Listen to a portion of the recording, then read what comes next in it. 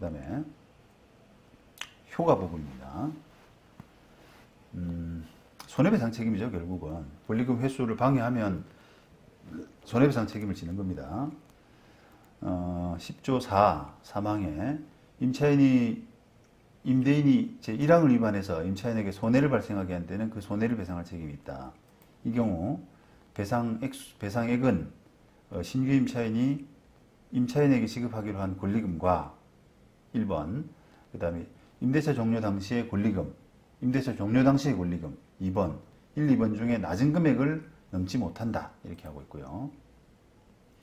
그 다음에 이런 손해배상 청구는 임대차가 종료한 날로부터 3년 이내에 행사하지 않으면 시효 완성으로 소멸한다. 하고 있어요. 일종의 이제 불법행위 책임이죠. 불법행위. 그래서 요거 상인법상 인정되는 특수한 불법행위, 일반 불법행위하고는 좀 다릅니다만 별도의 일단 불법행위로 배상 책임을 부담하도록 하고 있습니다. 그 배상의 범위라는 것은 그 신규 임차인이 임차인에게 지급하기로 한 권리금과 임대차 종료 당시의 권리금 중 낮은 금액을 초과할 수 없다라고 되어 있어요. 그러니까 낮은 금액을 넘지 못한다라고 하는 거기 때문에 낮은 금액을 주라 이런 뜻은 아니에요. 그죠? 법 규정상 그렇게 되어 있잖아요. 그래서 그 실무상으로는 이제 이렇게 주선한 임차인으로부터 받을 금액, 계약한 금액 그거하고 그 다음에 이게 임대차 종료 당시의 권리금이라고 하는 것은 이제 감정을 해야 되겠죠, 그죠? 그래서 권리금 감정을 통해서 나온 그 금액하고 비교해서 적은 금액을 초과하지 못하도록 되어 있습니다. 그래서 거의 예외 없이 그 권리금 감정 절차가 진행돼야 되고요. 그리고 둘 중 적은 금액이 아니라 그 금액을 초과할 수 없기 때문에, 낮은 금액을 초과할 수 없기 때문에 실제 배상액 수는 더 적어질 수가 있죠. 그 다음에 지금 판례 조금 소개시켜 드릴 텐데, 그 낮은 금액을 초과할 수 없다 이런 식으로 되어 있어요, 법이. 수원지방법원 2016년 판결. 권리금 회수 방해를 이유로 한 임차인의 손해배상 청구 사건입니다.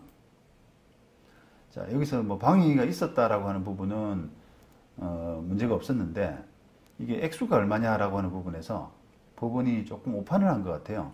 근데 이게 살펴보니까 그냥 확정이 됐더라고요. 2심 안 올라가고.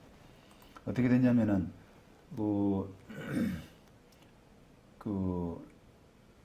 임차인이 이제 신규 임차인 데리고 왔는데, 그 신규 임차인 데리고 왔는데 그 약속한 그 신규 임차인과 약속한 권리금 액수가 2,200만 원인데 그냥 뭐 그걸로 그냥 판단해 버렸더라고요.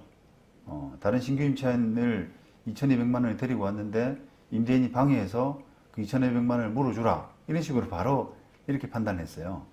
그래서 그 자체가 잘못됐죠, 그죠? 이게 권리금 감정을 해야 되거든요.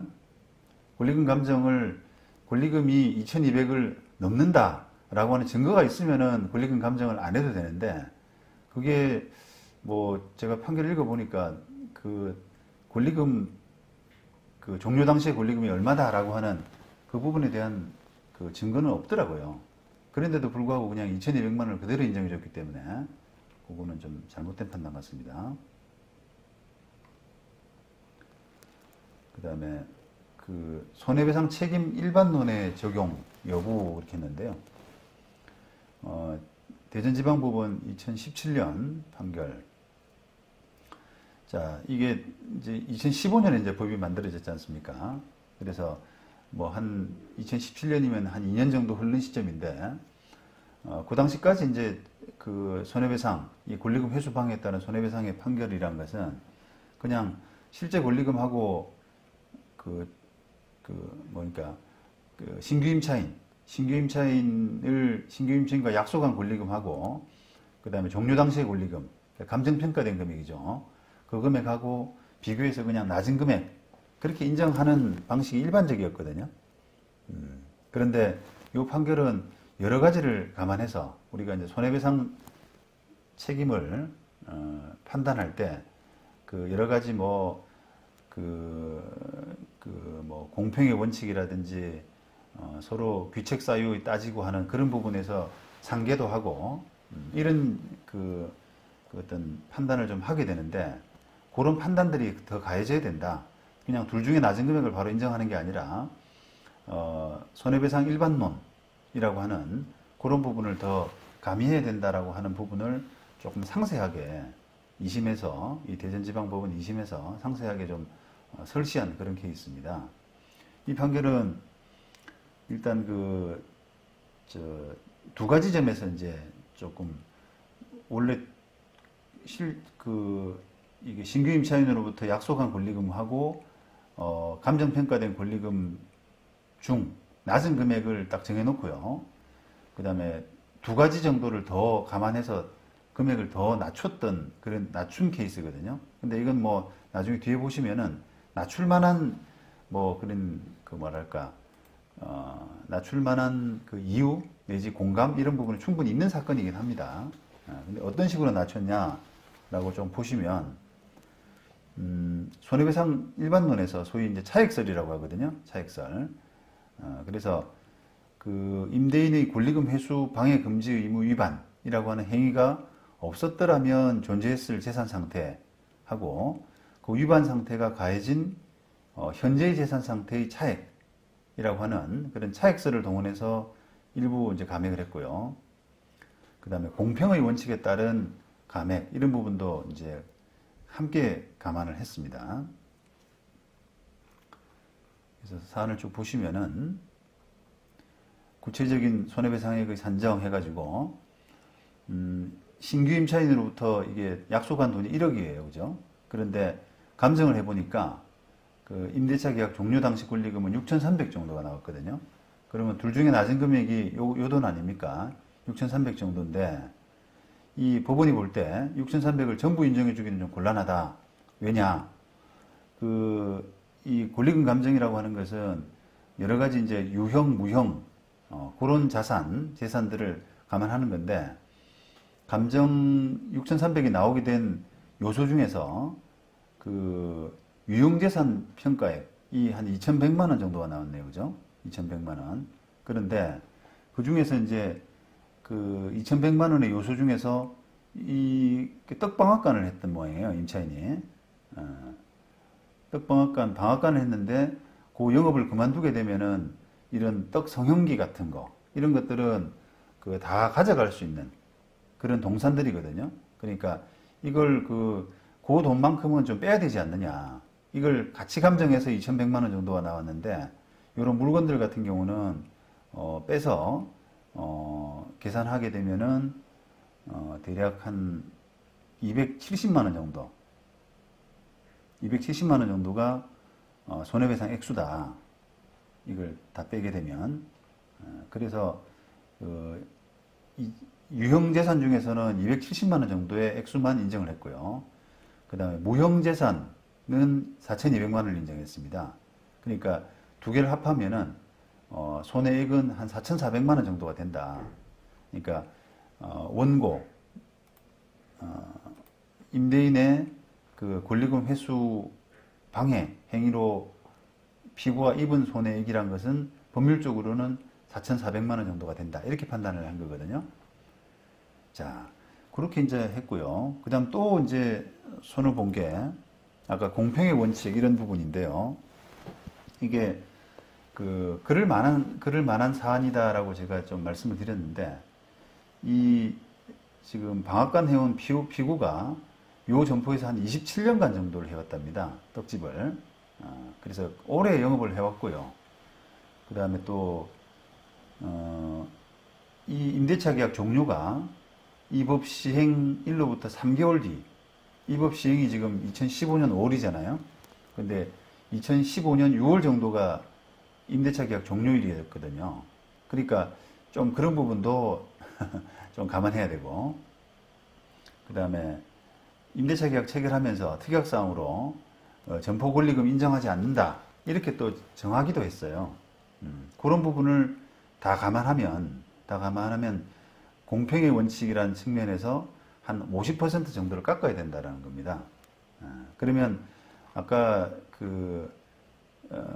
임대인의 귀책 사유로 임차인이 입은 손해란 것은 법률적으로 4,400만 원 정도인데 거기서 공평의 원칙으로 50%를 손을 댔기 때문에 실제로는 한 2,200만 원 정도 판단이 난 거죠. 그렇게 해서 나름 이제 합리적인 그런 합리적인 판단에 합리적인 어떤 뭐랄까요, 조율 이런 부분을 가한 그런 사례라고 할 수 있습니다. 지금은 이제 이런 부분이 제가 느끼면은 대세가 된 것 같아요. 그 초반에는 그 권리금 만들어지고 나서 제도가 만들어지고 나서 뭐 두 금액 중에서 그냥 낮은 금액으로 그냥 기계적으로 이렇게 했는데 반해서 법원이 조금 이게 뭔가 억울하지 않, 임대인이 좀 억울한 부분이 있다라고 하게 되면은 그 부분을 좀 이렇게 공평의 원칙이라고 하는 측면에서 좀 잣대를 대가지고 금액을 좀 더 깎는 그런 조율들이 꽤나 좀 자주 이루어지고 있는 편입니다. 그리고 아까 계약서상에서 뭐 점포의 권리금을 인정하지 않는다라고 하는 부분, 그런 부분들이 이제 계약에 많이 동원되잖아요. 계약에 많이 넣어지고 있는데 그렇다고 해서 사실은 그게 우리가 법적으로 권리금 회수 청구권을 인정하지 않는다라고 하는 부분으로 볼 수는 없거든요. 권리금 회수 청구권이라고 하는 것은 법상 강행법규이기 때문에 당사자 간에 권리금 회수 청구권 인정하지 않는다라고 하더라도 그 자체로서 무효잖아요. 근데 이제 그런 권리금 회수 청구권 인정하지 않는다라고 하는 그런 규정을 그렇게 하는 게 아니라 그냥 점포 권리금 인정하지 않는다 이런 식으로 이제 쓰여져 있다 그러면 그거는 권리금 회수 청구권을 침해하지 않는 범위 내에서만 그냥 유효한 것으로, 뭐 예를 들어서 임차인이 임대인한테 직접 권리금 청구 못한다라고 하는 정도로 해석한다거나 그렇게 이제 조금 제한적으로 해석을 할 수밖에 없어요. 지금 현행법 하에서는. 그런데 법원은 지금 아까 공평의 원칙으로 이런 점 때문에 한 반 정도 깎아야 된다라고 하는 부분에서 기본적으로는 이게 오래 해왔다는 거. 임차인이 아주 오래 해왔고, 그 다음에 법 시행되자마자 이제 권리금 달라라고 하는 부분이고, 게다가 또 권리금 인정하지 않는다라고 뭐 임차인 스스로도 이렇게 인정을 했고, 이런 부분이 종합해서 녹아져가지고 조금 이렇게 다운시키는 그런 요소로 작용을 했다라고 보시면 되겠습니다. 자, 그 다음에 건물 인도와 동시행 문제라고 했어요. 권리금 회수 청구권을 이제 방해하게 되면은 손해배상을 하게 되는데, 자, 그러면 그 손해배상 받을 때까지는 건물 명도 안 해줘도 되느냐? 소위 말하면 동시행 항변권, 건물 인도해 달라라고 하는 임대인의 청구에 대해서 임차인이 동시행 항변으로 그분의 손해배상 받을 때까지는 못 나간다. 이렇게 법률적으로 이야기할 수 있느냐라고 하는 그런 문제인데요. 요거는 다른 이제 강의 과정에서 조금 설명을 제가 자세히 드렸는데, 어쨌든 결론적으로는 지금 동시행 항변권이 인정되지 않고 있습니다. 이론적으로는 지금 현실적인 필요에서는 필요하거든요. 왜냐하면은 이게 명도 소송하고 보통 권리금 회수 소송이 권리금 회수 청구 부분이 같이 맞물려서 이제 진행을 하게 되는데, 만약에 동시행 항변권을 인정을 안 하게 되면은 명도 판결이 먼저 나버리고, 그 다음에 그 명도 판결이 나서 집행이 돼버리면은 권리금 감정 같은 것들이 잘 안 내릴 수가 있잖아요. 집행되고 나면은 이제 점유 자체가 이제 임대인의 영역에 들어가기 때문에 그게 이제 훼손될 수가 있거든요. 그래서 훼손되게 되면은 권리금 감정을 하더라도 뭐 잘 안 나오죠.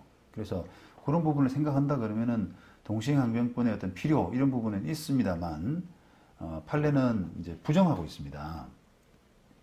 그 이유는 지금 19년 대법원 판결을 보시는 것처럼 임차인의 임차 목적물 반환 의무는 임대차 계약 종료에 의해서 발생하지만 임대인의 권리금 회수 방해로 인한 손해배상 의무는 임대차 보호법에서 정한 권리금 회수 기회 보호의 의무 위반을 원인으로 하고 있기 때문에 양채무는 동일한 법률 요건이 아닌 별개의 원인에 기해서 발생한 것일 뿐 아니라 공평의 관점에서 보더라도 그 사이에 이행상 결령 관계를 인정하기 어렵다라고 해서 대법원 판단이 19년도에 지금 나 있는 상태입니다. 고전에도 이제 하급식 판결이 주로 동시행 문제는 동시행 문제에서는 동시행 항변권이 없다라는 쪽으로 하급심 판결이 쭉 대체적인 견해였는데 대법원도 그런 걸 이어가고 있는 거죠.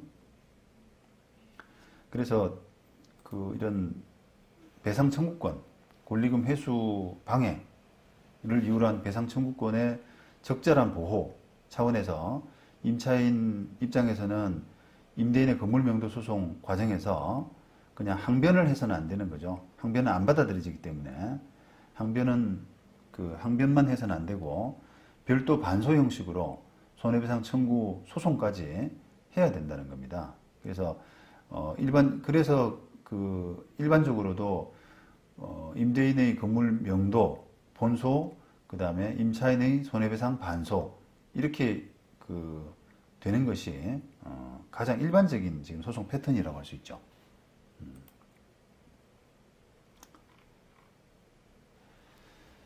자, 여기까지 해야 되겠네요. 자, 내일 이 시간에 다시 뵙겠습니다. 네, 수고하셨습니다.